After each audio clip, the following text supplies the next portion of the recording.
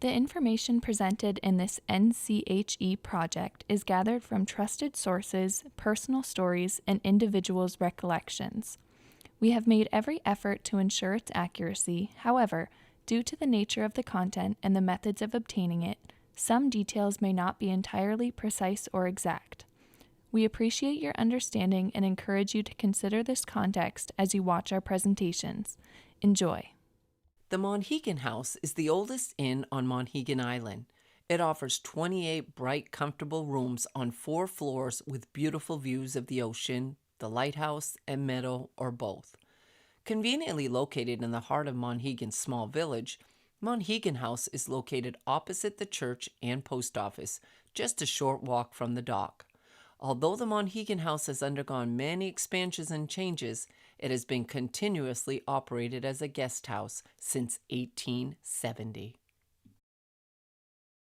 The Monhegan House has changed a little bit, and that was that was a building that I worked on. I worked at for a long time, had been in my family for a long time, and I ran the business there for a while, but also grew up as working in the business, chambermaiding and doing dishes, and So how has the Monhegan House changed?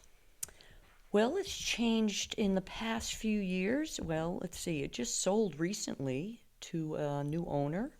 In 2001, I sold it to Holden Nelson, and then he recently, last year, sold it to Melanie Tucker. As far as the buildings changing, there were a few changes in the size and shape of the building, like when in 1998, I added a workshop for myself and my lobster industry. Has it always been called the Monhegan House? No, back a long time ago when it was called the Albee House.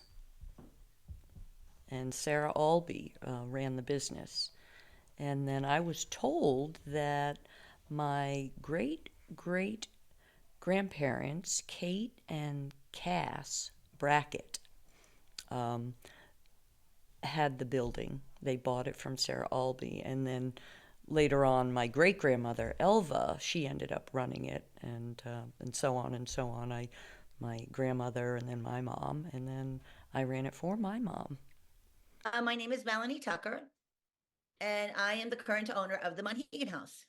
The Monhegan House. So the building that we now call and love as the Monhegan House is really the second rendition of the hotel. I learned from Lisa Brackett, who is an old timer on the island, that the original Monhegan House, dating back to 1872, I believe, was opened by her great grandfather. And it was down right below your schoolhouse where you're sitting right now by the water. And it was a large place. I don't know a lot about it, but I do know that it was a thriving hotel on the island, and it operated until the mid-20s when there was a fire that destroyed it. And at that point, there was a woman named Sarah Albee who had a little guest house over on the square right by the church. And at some point, she had expanded it, and maybe at that point, she expanded it more.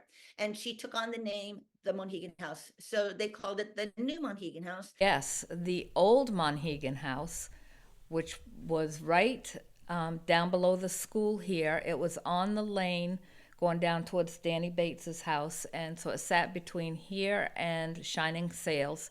And there's some ledges down, as you're walking down that lane, you can see some ledges, and the Monhegan House backed up against those ledges. And it was owned by my great-grandfather, who was Edward Brackett, and he bought the house that was there, and then built onto it to make it what it looked like then, and ran it for a few years. I don't know how many exactly, but quite a number of years. And then in 1924, I believe, again, it could have been 23 or 24, but I'm pretty sure it was 1924, it burnt down. And that's what happened to it, and they moved inshore. We had connections with, they had connections with New Harbor back then anyway, and they used to come out here in the summertime, and they would run the inn, run the hotel, and then they would go back in the wintertime to New Harbor, and he would fish.